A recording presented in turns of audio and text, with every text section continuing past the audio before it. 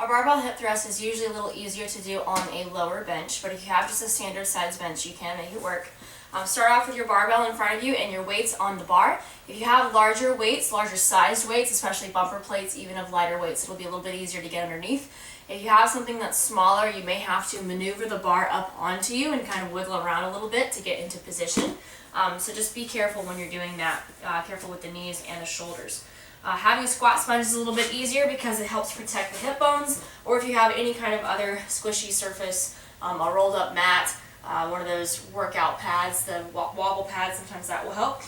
You'll move the bar back on top of your hips, set yourself up to where your lower shoulder blades are on the edge of the bench. So you'll pick yourself up a little bit with a standard bench, move your feet back to where your shins end up vertical, and from here we're trying to keep a little bit of hip tuck, that way the glutes are staying engaged. So we'll drop down, pick the body up, and come back down over and over again, getting a thrusting action. Notice I'm not allowing the hips to sink and then tuck on the way up. Instead, they're staying tucked in my case. There's a couple of different ways you can do this. You can allow the hips to relax down and then work on that active tuck. Just depends on your anatomy. And the other way is you definitely want to make sure that your rib cage stays tucked down. So rather than allowing our head to just relax back, which is going to be your natural tendency, you want to actually keep your eyes forward toward the edge of the room.